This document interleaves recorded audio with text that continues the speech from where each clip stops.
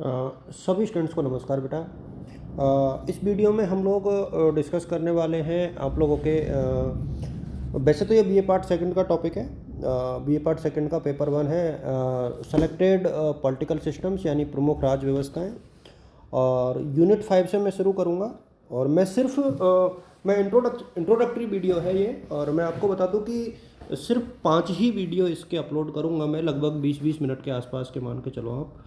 और 20x5 यानी यदि आप 100 मिनट मुझे देते हो तो 100 मिनट में मैं आपका जो है पूरा सिलेबस जो एग्ज़ाम के हिसाब से इम्पोर्टेंट है और निश्चित तौर पर आपके एग्ज़ाम में वो क्वेश्चंस आएंगे, आने की संभावना रहेगी, उन्हें मैं जो है डिस्कस करूँगा, जिसमें शायद हो सकता है कि आपके एक नंबर वाले क्वेश्चन भी मिल जाएं, और सारी चीज़ें आपको जो है मिल जाएगी मेरे हिसाब में।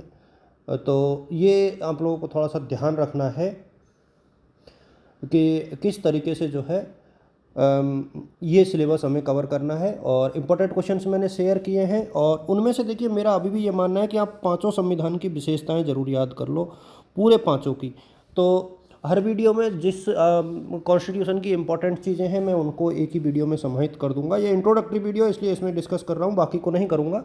और आप लोग खुद ही एक दूसरे के साथ शेयर कर लेना, क्योंकि ज़्यादा टाइम नहीं रहेगा, और मेरा प्रयास रहेगा कि मैं जल्दी जल्दी इन वीडियोस को अपलोड करके जो है इस सिलेबस को एक प्रकार से सम अप आप लोगों के साथ कर दूँ।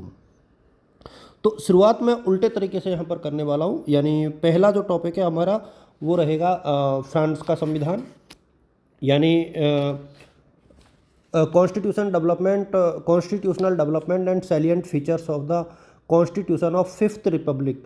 पंचम गणतंत्र इसको बोला जाता है, 5th रिपब्लिक। तो ये आप लोग ध्यान रखें कि 5th रिपब्लिक के नाम से किसे जाना जाता है। तो फ्रांस के संविधान की हम लोग बात करेंगे, 5th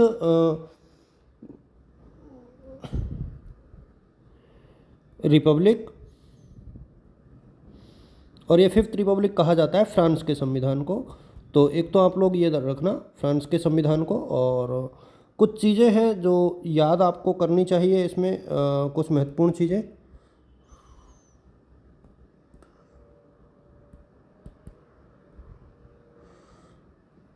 जिसमें एक चीज़ ये है कि देखिए, एक तो जो फाइनर है उसने इसको कहा है विश्व की विचारधाराओं का निर्माण स्थल। तो फाइनर का स्टेटमेंट काफ़ी फेमस है, विश्व की विचारधाराओं का निर्माण स्थल जो है किसे कहा जाता है, वर्ल्ड आइडियोलॉजिकल फैक्ट्री कहा जाता है फ्रांस के संविधान को, और ये काफ़ी महत्वपूर्ण है। और मैं आपको बता दूं कि थोड़ा सा इंट्रोडक्शन आप इसमें लिखोगे जब कॉन्स्टिट्यूशनल डेवलपमेंट में, हर संविधान में आप थोड़ा सा कॉन्स्टिट्यूशनल डेवलपमेंट ज़रूर लिखो, जिससे कि थोड़ा सा आपको जो है दिक्कत कम आए। क्योंकि देखिए, विकास हर संविधान का एक विकास का क्रम रहा है, तो यहाँ आपको हल्का सा डेवलपमेंट, जो इंट्रोडक्शन जिसे कहते हैं, तो वो तो आपको लिखना ही पड़ेगा, परिचय जिसे कहते हैं। और सारे क्वेश्चंस में ये लिखना है, यदि कोई पूछा जाए संविधान की विशेषताओं का तो डायरेक्ट विशेषताएं नहीं लिखें, हल्का सा उसको ज़रूर देखें। देखिए, जो सबसे पहले फ्रांस में जो 1789 में क्रांति हुई थी ना, उसको जो है फ्रांस की क्रांति, राजनीतिक कुंजी उसे कहा जाता है। और ये जो है कहा जाता, मुनरो ने ये कहा था कि फ्रांस जो है नेपोलियन की तलवार की अपेक्षा उसकी कलम का अधिक ऋणी रहा है। इसका मतलब यह है कि उन्होंने नेपोलियन का भी महत्व को स्वीकार किया। लेकिन जो पंचम गणतंत्र है ना, वो कब आया? तो अब इसमें देखिए, जब पूरा आप सबको पता है कि किस तरीके से पहले प्रथम गणतंत्र जो था, शुरू में 1789 की क्रांति हुई, उसके बाद इसमें काफ़ी परिवर्तन हुए। लेकिन जो बेसिक चीज़ थी, 4 अक्टूबर 1958 को, इस डेट को आप लोग ध्यान रखें, 4 अक्टूबर 1958 इस दिन ये लागू हुआ। तो इस दिन को बहुत इम्पोर्टेंट माना जाता है। और डी गॉल के नेतृत्व में जो है 1958 में इस संविधान को फ्रांस ने अपनाया था। और जो पॉलिटिकल इनस्टेबिलिटी और जो वीकनेस थी एडमिनिस्ट्रेटिव, यानी राजनीतिक अस्थिरता और दुर्लभता को दूर करने के लिए इसका एक प्रकार से इसको लागू किया गया। तो ये यहाँ से इसकी शुरुआत होती है। ये डेट आप लोग थोड़ा सा रख लेना याद। और जैसा कि मैंने पहले कहा था कि हर वीडियो लगभग 20 मिनट के आसपास का होगा, और 5 वीडियो में मैं लगभग पूरे उसको समझा दूंगा जो चीज़ें आपके काम की हैं। विशेषताओं की बात करें तो सबसे पहले तो इसमें हम लोग इसकी विशेषताएं पढ़ेंगे, यानी features of fifth Republic of France. तो एक तो फ्रांस के संविधान की कौन कौन सी इंपॉर्टेंट चीज़ें हैं वो आप लोग देख लेना। जो विशेषताएं हैं उनके पॉइंट्स मैं आप लोग के साथ साझा कर देता हूँ। देखिए, फ्रांस में से एक तो विशेषताएं इंपॉर्टेंट है, और इसके साथ देखिए जो जो चीज़ें इंपॉर्टेंट है वो तो मैं साझा कर ही दूंगा। नंबर 1, आप विशेषताओं को सिर्फ पॉइंट्स में याद कर लो। एक तो प्रस्तावना यानी प्रिम्बल। तो प्रिम्बल को आप लोग देख लेना कि प्रिम्बल में क्या है, इसमें कौन कौन सी चीज़ें हैं। इसमें देखिए प्रिम्बल में जो है जो सिटीजन्स है, नागरिकों को अधिकार, अंतर्राष्ट्रीय कानूनों के प्रति वचनबद्धता और फ्रांसीसी जो संघ है उसका उल्लेख किया गया है, और मानवीय अधिकारियों की घोषणा की गई है। ठीक है। और इसके अतिरिक्त इसकी एक विशेषता ये है, संकट काल का शिशु इसको कहा जाता है, यानी ए चाइल्ड ऑफ क्राइसिस। तो दूसरी इसकी विशेषता है संकट काल का शिशु, संकट काल का शिशु। और जो थर्ड है वो है इसका निर्मित लेकिन बिना संविधान परिषद का संविधान, मतलब इसके लिए कोई एक परामर्शदात्री सभा जरूर थी लेकिन कोई संविधान परिषद नहीं थी।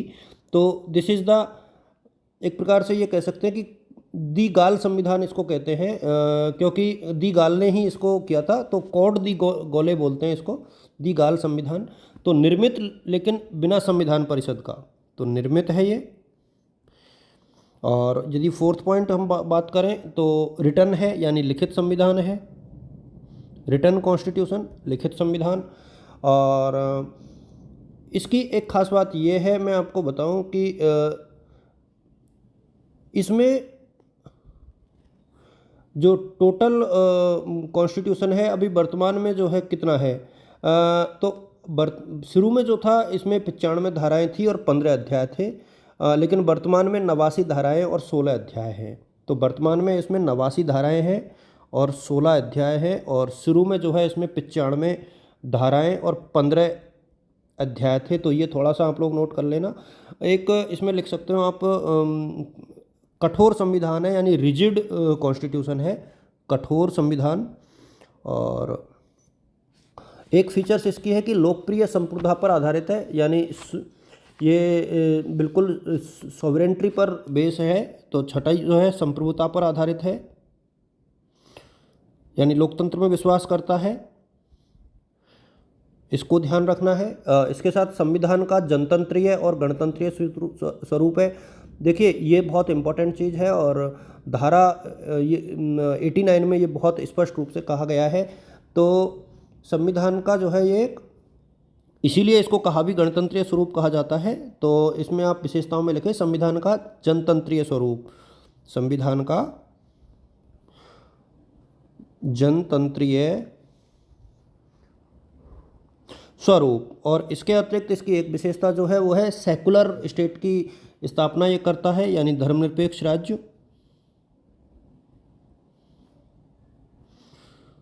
और इसके अतिरिक्त एक चीज़ इसमें और जुड़ जाएगी, वो है मौलिक अधिकारों की व्यवस्था।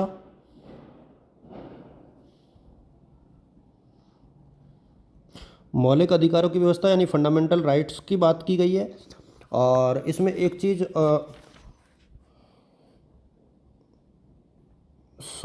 ये मौलिक अधिकारों की व्यवस्था, और इसमें जो एक चीज़ और कही गई है वो है दोनों शासन व्यवस्थाएं, पार्लियामेंट्री भी है और प्रेसिडेंटल भी है, यानी संसदात्मक और अध्यक्षात्मक दोनों शासन व्यवस्थाएं हैं, एवं अध्यक्षात्मक। अब इनकी डिटेल बताना फिलहाल मुश्किल है क्योंकि ज़्यादा टाइम अपने पास नहीं है। अधिकार संपन्न राष्ट्रपति यानी पावरफुल प्रेसिडेंट है, अधिकार संपन्न राष्ट्रपति। बहुत सिंपल है ये चीज़। और यदि अगले पॉइंट की हम लोग बात करें तो सेपरेशन ऑफ पावर यानी शक्ति विभाजन की बात करता है, शक्ति विभाजन पर आधारित। शक्ति विभाजन का मतलब है कि कार्यपालिका, विधायिका और न्यायपालिका जो होती है उनमें अलग अलग उनकी है। और राजनीतिक दलों को मान्यता, फ्रांस में जो है पॉलिटिकल पार्टीज काफ़ी होती हैं, तो राजनीतिक दलों को संवैधानिक मान्यता।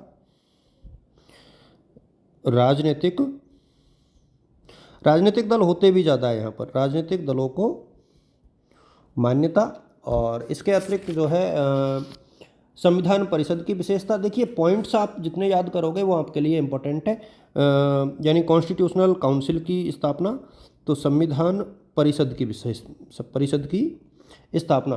तो एक तो ये हो गया। और 1958 में जिस सिक ऑफ यूरोप कहा जाता था फ्रांस को, वो आज एक पावरफुल डेमोक्रेसी है, और जिसको संकट काल का शिशु भी कभी कहा जाता था। तो ये जो चीज़ें इसके साथ जुड़ी हुई थी, आज वो चीज़ें नहीं है। और आप सबको पता है कि किस तरीके से जो है फ्रांस का संविधान जो है अपने आप में एक ऐसा संविधान बन गया जो यूजफुल हुआ है। और मेरे सामने इसके एक चीज़ तो एक क्वेश्चन तो यहाँ से बनेगा। तो पहला क्वेश्चन इसका कंप्लीट हुआ। दूसरा जो क्वेश्चन या टॉपिक जिसे मैं आप लोगों के साथ टॉपिक के रूप में ही शेयर करूँगा, उसे क्वेश्चन तो नहीं कहूँगा, यानी मौलिक अधिकारों के ऊपर एक क्वेश्चन आ सकता है। और मौलिक अधिकारों में तो पॉइंट्स आपको देखने हैं, क्योंकि इसमें इससे ज़्यादा कुछ है भी नहीं, और आपकी बुक में भी दे रखा होगा ये, जहाँ से भी आप लोग पढ़ रहे होंगे। मैं थोड़ा सा इसके साथ आप लोग के साथ देखिए, एक तो आप लोगों को बार बार में ये ध्यान रखना है कि फ्रांस में कुछ तिथियां जो है बहुत इम्पॉर्टेंट हैं। जब भी आप फ्रांस के संविधान की बात करोगे, रिपब्लिक ऑफ फ्रांस की, फ्रांस के संविधान की जब भी बात करोगे, तो कुछ चीज़ें जो है उसके साथ बनेंगी। जैसे 1789 का उल्लेख बार बार में होगा, क्योंकि इसमें इनकी क्रांति हुई थी। ठीक है, तो ये आपको ध्यान रखना ही रखना पड़ेगा।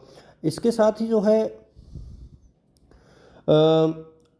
1789 में ही इन्होंने जो है मौलिक अधिकारों की बात की थी, मौलिक अधिकारों की। तो ये बहुत शुरू में ही इन्होंने फंडामेंटल राइट्स की बात की थी। तो ये जो तिथियां हैं वो बहुत इम्पोर्टेंट है। और देखिए जो अधिकार पत्र है, यानी जो फंडामेंटल राइट्स है ना, वो संविधान का अंग नहीं है, प्रस्तावना में ज़रूर शामिल किए गए हैं। इस चीज़ का आप लोग ध्यान रखना। तो इस तरीके की अधिकारों की रक्षा के लिए कोई संवैधानिक व्यवस्था भी वहाँ नहीं की गई है। एक ये मतलब ये भी इम्पोर्टेंट है कि वहाँ मौलिक अधिकारों की रक्षा के लिए कोई जैसे अपने यहाँ यदि मौलिक अधिकारों का उल्लंघन होता है तो सुप्रीम कोर्ट काम करता है, लेकिन वहाँ पे ऐसा नहीं है। तो वहाँ के मौलिक अधिकार थोड़े अलग तरीके के हैं। तो वहाँ पर कौन कौन से नागरिक अधिकार हैं, उनके ऊपर हम लोग थोड़ी सी डिस्कस कर लेते हैं। सिर्फ पॉइंट्स में हम लोग इनको डिस्कस करेंगे, और ये क्वेश्चन जो है सिर्फ 10 नंबर में ही आएगा, इससे ज़्यादा में नहीं आएगा। 10 मार्क्स का क्वेश्चन ये बनता है।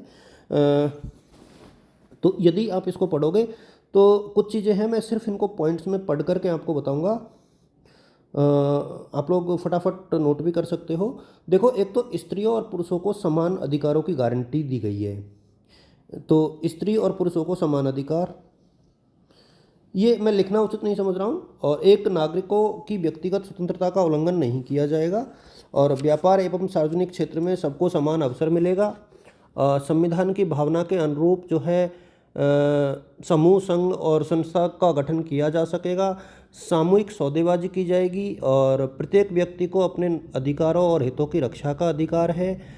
यानी आप अपनी बुक में से भी इसको देख सकते हो, जहाँ से भी आप लोग देख रहे हो। ये क्वेश्चन फंडामेंटल राइट्स का बनता ज़रूर है, ठीक है, तो वहाँ से आप इसको देख लेना।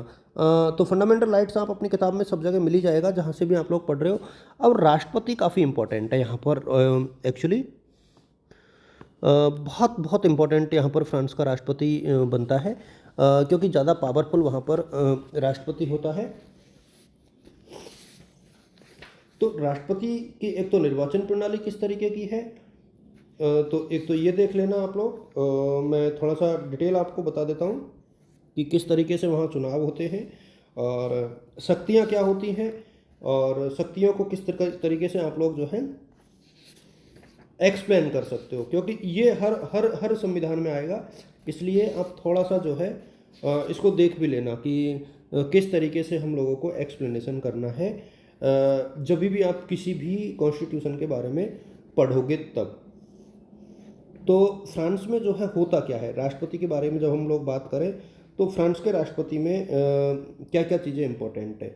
देखिए, जब हम लोग बात करें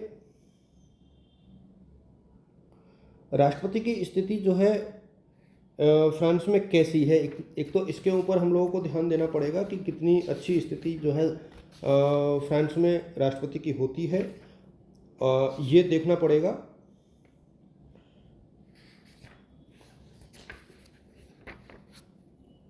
यानी प्रेसिडेंट। और मैं सिर्फ एक्सप्लेन करूंगा, इसलिए आप लोग थोड़ा सा ध्यान रख लेना, पूरा बताना बहुत मुश्किल है। अब जब भी आप राष्ट्रपति की बात करोगे ना, तो एक चीज़ तो इसमें ये नोट करोगे कि राष्ट्रपति पद की योग्यताएं क्या होती हैं, यानी एलिजिबिलिटी। तो एक तो योग्यताओं की बात करोगे आप लोग, योग्यताओं की बात करोगे, और संविधान की धारा 44 में इसका उल्लेख है। तो संविधान की जो आर्टिकल जिसे हम लोग बोलते हैं धारा 44, उसमें इसका उल्लेख मिलता है योग्यताओं के संबंध में। और जो निर्वाचन पद्धति है, यानी एक प्रकार से इलेक्शन ऑफ द प्रेसिडेंट होता है फ्रांस में, उसको 1958 में अडॉप्ट इन्होंने किया था और 1958 में। और प्रत्यक्ष निर्वाचन होता है, ध्यान रहे, प्रत्यक्ष निर्वाचन होता है, यानी डायरेक्ट इलेक्शन होता है। तो प्रत्यक्ष निर्वाचन पद्धति अपनाई गई है, और इसको आप लोग बिल्कुल देखते रहना। अब जब शक्तियों की बात करें ना,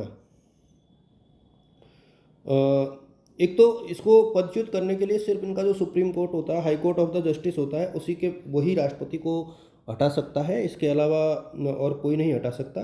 और कार्यकाल जो होता है वो 5 साल होता है इनका जो कार्यकाल, यानी टेन्योर यदि फ्रांस के राष्ट्रपति की बात करें तो वो 5 ईयर होता है। पहले 7 साल था, अब 5 साल कर दिया गया है।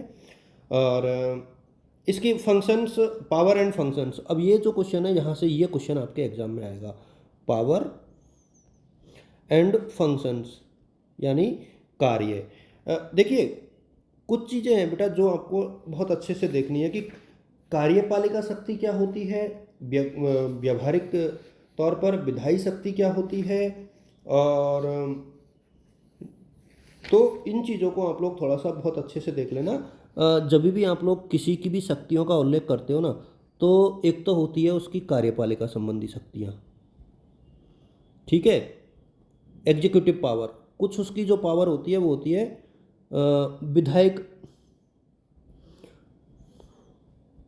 विधायिका संबंधी कार्य, ठीक है, यानी लेजिस्लेटिव पावर उसकी होती है। और ये हर किसी की होती है, जिसकी भी आप पढ़ोगे। और इसके साथ ही कुछ जो पावर होती है अपॉइंटमेंट संबंधी, यानी नियुक्ति संबंधी, हालांकि ये कार्यपालिका में ही आता है, नियुक्ति संबंधी। और विदेशी मामलों में शक्ति, इनको इसी तरीके से आपको लिखना है। और फिर जुडिशियल यानी न्यायिक शक्तियाँ, यानी न्यायिक शक्तियाँ होती हैं। और इसके साथ संकटकालीन शक्तियाँ, तो इस तरीके की शक्तियाँ जो है राष्ट्रपति को होती है वहाँ पर। और जितनी भी कार्यपालिका की शक्ति होती है, कार्यपालिका की शक्ति की यदि हम लोग बात करें तो कार्यपालिका के जो कार्य होते हैं वो इसमें आ जाएंगे। और विधायिका में क्या है, विधायिका के कार्यों में जैसे संसद का सत्र बुलाना है, संदेश भेजना है, विधेयक को पुनर्विचार करना है, राष्ट्रीय सभा को भंग करना है, ये पॉइंट्स इसमें आ जाएंगे। और बहुत सिंपल सी चीज़ें हैं। और मेरे सामने यदि हम लोग बात करें तो फ्रांस का राष्ट्रपति जो है अभी बहुत स्ट्रांग राष्ट्रपति में उनकी काउंटिंग होती है, लेकिन अमेरिका के राष्ट्रपति की तुलना यदि हम लोग करें तो शक्तियों के संबंध में वो थोड़ा सा अमेरिका के राष्ट्रपति से कमज़ोर इसलिए पड़ जाता है क्योंकि वहाँ पर प्रेसिडेंटल रूल है। जब फ्रांस से जब तुलना करते हैं तो प्रेसिडेंटल रूल है, यानी अध्यक्षात्मक शासन व्यवस्था है, लेकिन यहाँ पर दोनों हैं, क्योंकि यहाँ प्राइम मिनिस्टर भी होता है, जबकि वहाँ पे प्राइम मिनिस्टर नहीं होता। तो शक्तियों का थोड़ा सा विभाजन है ही, तो इस प्रकार से थोड़ा सा होता है। और मेरे सामने वीडियो काफ़ी ठीक ठाक बड़ा हो गया है, इससे बड़े वीडियो को अपलोड करना थोड़ा सा मुश्किल होता है। यदि आप ये 3 टॉपिक इसके करते हो, यानी 3 टॉपिक, एक तो विशेषताएं कर लो, एक मौलिक अधिकार कर लो फ्रांस के, और एक राष्ट्रपति को पढ़ लो और राष्ट्रपति के कार्य और भूमिका, तो निश्चित तौर पर आपका क्वेश्चन हो जाएगा। और अगले वीडियो में हम लोग स्विट्ज़रलैंड के संविधान की बात करेंगे और चाइना के संविधान की भी। Thank you.